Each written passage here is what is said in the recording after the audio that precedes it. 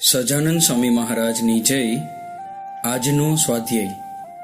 દેશના કે વિદેશના વિચરણમાં સ્વામીશ્રી સાથે ઠાકોરજીની સેવાના પૂજારી સંત વ્યવસ્થિત સેવા કરતા હોય તો પણ સ્વામીશ્રી સમયસર થાળ, આરતી, દંડવત, પોઢાડવાની ક્રિયા વગેરેનું પોતે ખૂબ જ ખટકો રાખી ધ્યાન રાખે.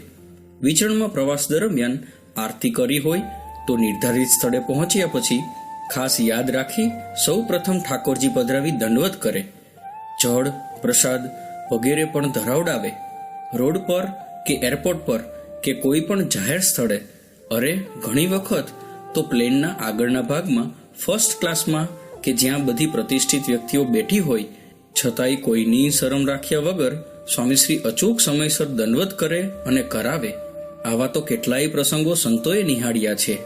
એક વખત અમેરિકાના વિચરણ દરમિયાન સ્વામીશ્રી સાથે દાસ સ્વામી, પ્રબોધ સ્વામી, અશોકભાઈ અને દવે સાહેબ હતા. તે વખતના વિચરણની જરૂરિયાત પ્રમાણેનો બધો જ સામાન હેન્ડ બેગેજ તરીકે સાથે જ રાખવો પડે. એમાં સ્વામીશ્રી પોતે પણ પોતાનું પોસ્ટનું પોર્ટફોલિયો અને ઓશિકું જાતે જ લઈ લે અને પ્રબોધ સ્વામી ઠાકોરજી લઈ લે. એકવાર એવું બન્યું કે બધા પાસે વિશેષ સામાન હોવાને લીધે પ્રબોધ સ્વામીએ કંઈક નાની એવી વસ્તુ પોતાના હાથમાં લીધી. એમ કરતા ઠાકોરજીને નહીં જેવો સામાન્ય જ હેલો લાગ્યો.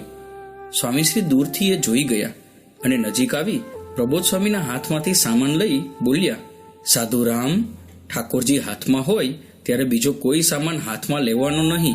ઠાકોરજીને હેલા લાગે. હવે હંમેશા ખ્યાલ રાખજો. સ્વામીશ્રીની ઠાકોરજી પ્રત્યેની અનન્ય ભક્તિભાવ દર્શાવતી કેવી સચોટ તાલીમ. જય સ્વામિનારાયણ.